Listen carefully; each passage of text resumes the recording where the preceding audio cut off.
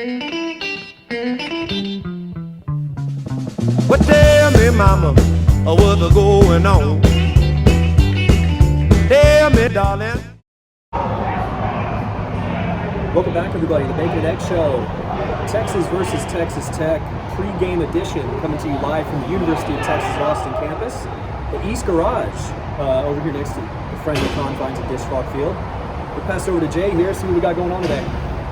Gary, what's up, man? Hey, so out here, 11 o'clock kickoff, you never know what you're going to get from these types of kicks, but we're going to talk a little bit about what we expect today out of this Longhorn football team going up against the Texas Tech team that we really don't know a ton about based off of who they've played. So, Gary, where do you want to start? Well, let's kind of talk about the numbers a little bit heading into this. We've got, we've seen some varying numbers here. I saw Texas favored by 7.5. Yahoo had it Texas favored by 9. The over/under is what we saw, 62.5, something like that. But it's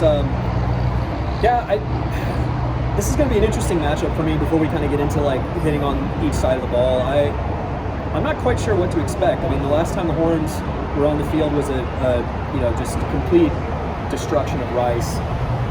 How much of that can we take from that game, given what happened the week before against Arkansas, and apply that to this matchup today? Yeah, well, for me, I want to take something away from that Rice game, but unfortunately, I'm not taking a ton. The one thing that I did take away is that this running back room is as advertised, and I feel like that's going to be a key to success here against Texas Tech again today.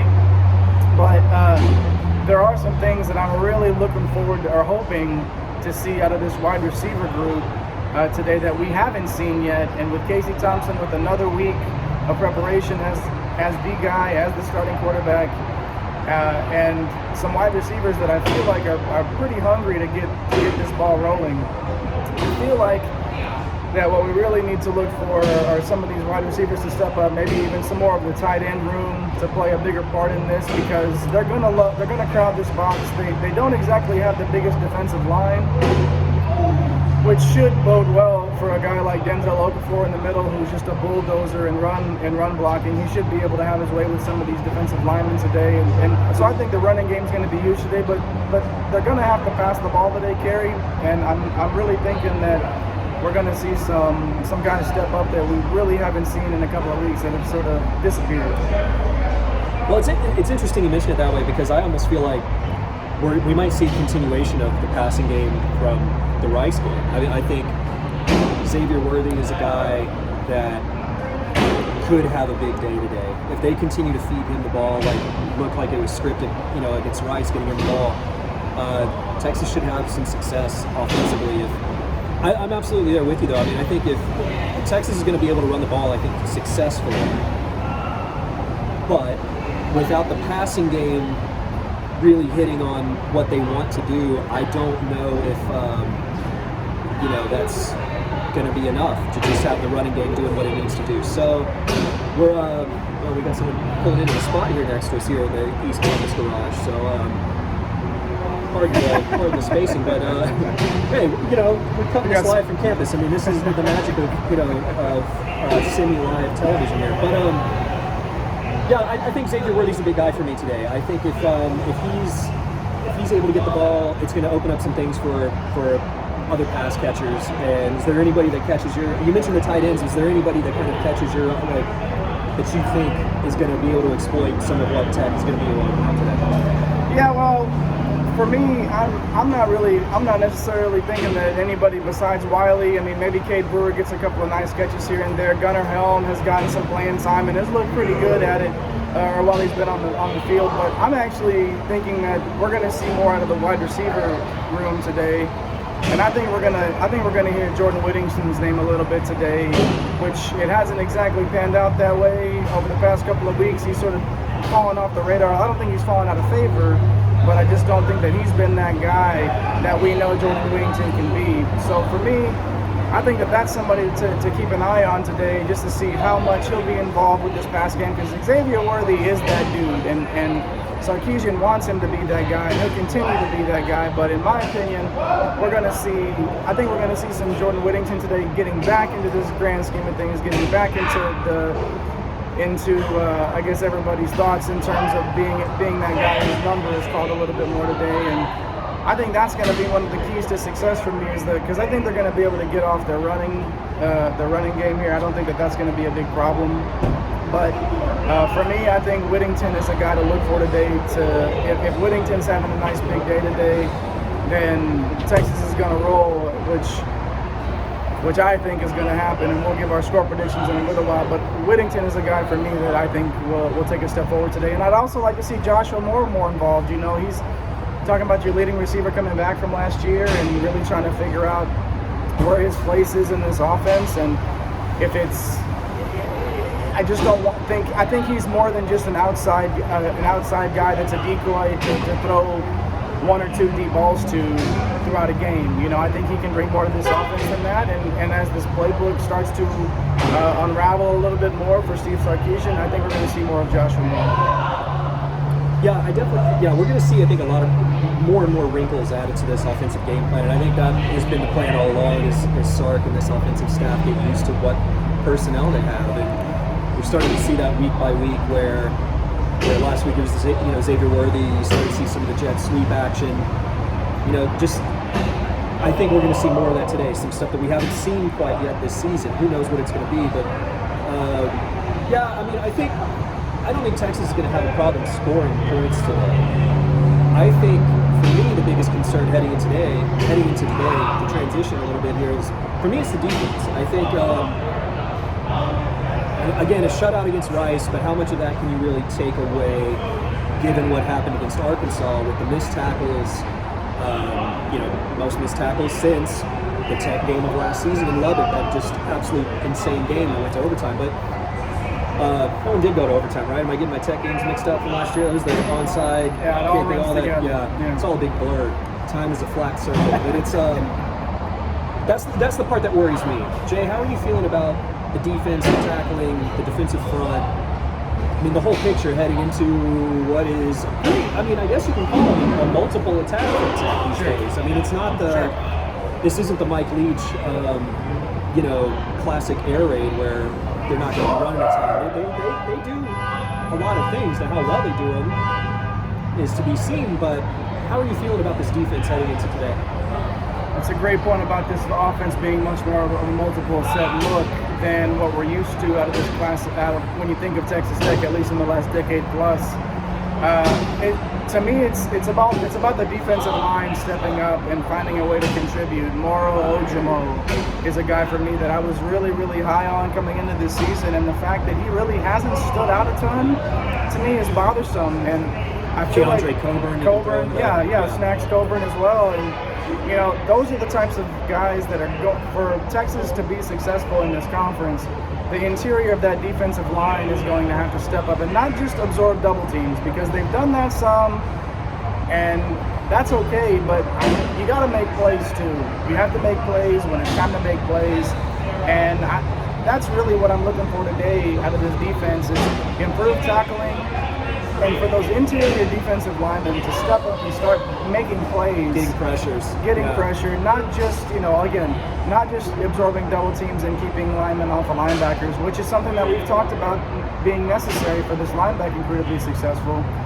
But also, outside of the defensive linemen, Overshown to me hasn't necessarily, I don't want to say hasn't lived up to expectations, but I need more out of DeMarvion Overshown today for me to be comfortable with my score prediction that's coming up, because he's going to have to make some plays. They need some disruptors, man. Like, where are the disruptors? Where are the guys that are making it difficult on this offense to run on schedule? And that's what, in my opinion, that's what we need to see happen, and that's what I think will happen today. Whether it's one of those interior defensive linemen, whether it's these running backs. I'm hoping Prince Dorba sees more playing time. We saw him at for a quarter and a half in the Rice game or so, flying around the ball. I'm hoping that he sees some more time off of the edge. But I'm also just one of those guys that we see week in and week out to really step up and take the next step for this game. Yeah, absolutely. I think for me, I'm almost thinking if Texas can get success on the edges, I think that's going to provide a lot for for the Horns to get success on the defensive side of the ball. I do think the interior they are what they are at this point, although the underperformance has been really interesting for me, given how much we talked about guys like Coburn and Ojimo, and Sweat has been good, but you want to see more from them. But I think the edge, I want to see a big day from Agufa coming off the edge and really see what Ovi can do to get some pressure on the quarterback. Yeah, I'm with you on the disruptors. I mean, Texas is going to have to live in the backfield a little bit. They can't let Tech be able to pass the ball around, with relative ease. You can't let them run the ball with relative ease because they have so many different ways that they can attack the defense and be able to keep the chains moving. That's where I'm just it's hard for me right now, given what we saw in Fayetteville, the last legit matchup, no disrespect to Rice, for this team, that, Arkansas is a pretty one-dimensional team. Jefferson played fine, but that was not a multiple attack that Texas faced in Fayetteville. Whatever factors may have been at play for that game, that's what concerns me about today against Tech, is just finishing plays, wrapping up, making tackles, and just keeping everything in front of you and just doing what you can to slow down this attack. It's going to be a long game. It's going to be, some punches are going to be thrown, not in a literal sense, I don't think, but both offenses are going to get some success, and it's a matter of who can make the adjustments. Out-athlete the other team in a way, which I think Texas has the horses to be able to do. Yeah. So I'm feeling a little bit more down on the defense coming in today. Not that I don't think they can do it, I just actually want to see it against real live competition at a morning kickoff, first Big 12 game of the season. There's got to be some energy. What are you expecting to see, at least in that regard, about preparation, playing another clean football game? Because the games Texas has played at home this season have been clean, well-disciplined, prepared football. Are we going to see that for our first morning kickoff of this season at home? What do you think the energy is going to be like today? What's going to need to be big and it's going to need to be quick is none of this delayed start stuff where, with the Tom Herman teams of old that really don't show up until halfway through the second quarter, and then by then you're down to Maryland and you can't dig yourself out of that hole. Also, this is a very disciplined football team so far. It's a top 10 team in terms of penalty yards in the country, and in terms of fewest penalty yards. That's the sort of thing that getting through Big 12 play is going to need to be a constant. Being able to play clean football, being able to not hurt yourself. If somebody disrupts what you're doing, that's one thing.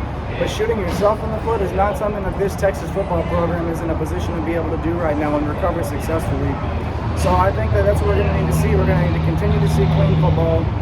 We're going to need to continue we're going to need to see some, at 11 o'clock, we're going to need to see hats on hats, guys flying around, ready to rock. Nobody's getting caught off guard.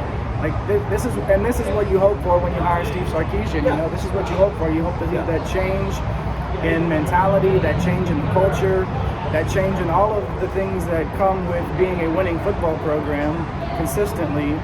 And an 11 o'clock kick is a really good chance to get that, to see the type of game day prep coach that Steve Sarkisian is. This is the type of game where there's going to be, I got my notes here, we've got 3 official visits coming in. We've got 13 unofficial visits, including Malik Murphy, who happens to be bringing up to 6 other of these, 6 other uncommitted. Murphy's obviously committed, but there's 6 other guys from California that are going to be here unofficially. So basically, we're looking at anywhere between 15 to 20 possible recruits on campus, and if you come out and your dauber's down at the kickoff and you're not ready to play, they're gonna take notice of that. And I think that this is one of those things where this is what you hire Sarkisian for, is for the change in the culture, the change in the approach, the change in how you go about your business. And I'm anticipating this Texas football team to come out fired up and ready to rock, and not come out slowly, not come out dragging ass because it's 11 o'clock kick. Texas Tech has to play at 11 o'clock too. And if Texas Tech's not ready at 11 o'clock, Bijan Robinson's going to hit him in the mouth, and they're not going to want to tackle that guy for the rest of the game either. So, because they're going to go to Bijan Robinson at 11:02. Texas better, in my opinion. They need to keep with that same game plan, that same mindset, and take care of business through Bijan, because if Texas Tech's not ready, this could get ugly quick. But I don't think that'll necessarily be the case. I don't know if Texas Tech is the program is where they want it to be in the grand scheme of things. But this is the head coach that was highly regarded coming in when he was hired a few years ago, and he's on the hot seat himself. If they don't make a bowl game this year, it might be the end of that tenure here for Matt Wells. Thank you. So like this is also important. This is just as important of a Big 12 kickoff for Matt Wells as it is for Steve Sarkisian. And I think we're going to see that these coaches are going to be ready. They should have their players ready to fire off the ball and do what they need to do. And that's why I think we are going to see some points in this game, in my opinion. The over/under was 62-63. I'm smashing that over. Take the over. Anything else you wanted to sort of add about? I mean, I want to touch on special teams real quick. Yeah. Cameron Dicker has got to figure out whatever mojo that he had working before, man. And I'm not a fan of somebody doing place kicking and punting duties. I've never been a fan of that. But this is where we are right now with this program. And I just hope that they can get Dicker into that. And obviously they kicked the freshman, Auburn. They kicked him quite a few kicks in the Rice game. So it's basically like, hey man, we got this guy waiting in the wings. If you're not ready to step up, there's somebody willing to take your spot. Anything on special teams or any other side of the ball you wanted to mention real quick? No, I'm glad you mentioned special teams because I did want to say that this is one of those kinds of games that they could be a really important factor for Texas. And you mentioned it, you hit it right on the head. If Dicker is off, at what point, if it's a missed field goal or something in the first half or something, in a close ball game, there's a lot of ifs and all these kinds of things involved with this, obviously, but like, does Sark make a decision today in terms of the kicking game in a big spot if it seems like Dicker's still having the same issues he's had at the beginning of the season? Who knows, but it's just something to keep an eye on because, I'll give my score prediction here in a second. I think special teams could very well come into play today, and if Texas isn't on, that could be an issue. I think to hit real quick on the energy and the effort and all those things. I mean, this is the first Big 12 game of the season for not just for Texas, obviously, but like for Tech as well. And with the news of Texas moving to the SEC, the Big 12, all these kinds of things going on, there's going to be a lot of energy coming from Tech. There's a lot to play for today. And if Texas, like we mentioned with the after the Arkansas game, as much as that loss stings, everything that Texas wants to accomplish this year is still in front of them. Yep. You can still compete for the Big 12 in a wide open Big 12. It's a garage. What can I do? But it's a wide open Big 12. Oklahoma doesn't look like they have in previous seasons. Iowa State's already taken a loss against a good Iowa team, to be fair, but I mean, they don't look invincible. It's there for Texas. And this week and next week are going to do a lot to really kind of now start showing us what kind of team this really is. And so, man, with that said, let's get to some score predictions, man. Let's put this on tape here. And you want to give your prediction first? Yeah, all right. I'll lead. Yeah, so I'm really feeling good about this offense getting rolling today. I think the defense is going to do enough. I do think that we'll see some disruption, similar to the Rice game. Like you asked me earlier about what can we take away from the Rice game, that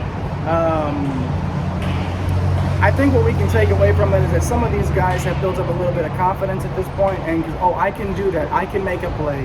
But this is a different brand of football. This is Big 12 play. This is against, guys that wanted to go to Texas. A lot of them wanted to go to Texas, didn't get those offers. To me, this is the proving point for some of these defenders. I think we see it today. I'm going 42-28 Texas. So I'm laying those points, and I'm taking the over on that. But I just think that this is time. This is why Steve Sarkisian was hired as the head coach. To come out, to start Big 12 play with an effective game plan, an effective strategy, and game day preparation. I think we're going to see it. So I'm going 42-28 Texas. Yeah, I'm going to go with a bit of a closer scoreline here. I'm going to go with I'm going to say like 41-35 Texas. I feel like that. I guess we're not all that off. I mean, I've basically got Tech scoring one more touchdown than you have in your score prediction. So I think it's going to be a closer game. Depending on what spread you see, I just think it's going to be a tight ball game. I'm not a big fan of the Texas by 9. I hope that's the case, and if that's the case, then I think all the things that we talked about Texas needing to do happen. But yeah, I'm going to go 41-35. I think it's going to be a tight ball game. I think the athletes for Texas end up getting it done, and I think the preparation from Sark, having this team ready to go, is going to be enough. But I do think there's still some lingering issues. And even with those factors at play, the offense can do all the things that we've talked about and have a 40-plus scoring game. But I do think there's still some lingering issues. The defensive front, I think with the tackling, is still a little bit of a problem. Sure. Those things can get better, but I still think those are going to linger heading into today. And yeah, but in the end, I think the Horns get it done. What do you think, man? Anything else you want to add for the pregame show here? We'll be back after the game to provide a recap and another quick kind of post-game report coming from right next door to Dish Falk Field. So hey, tune into the game today. We're going to get this up for y'all, and thanks for the patience with these bad camera angles and garage noise. But thanks for tuning in, everybody, and we'll see you after the game. Hook 'em.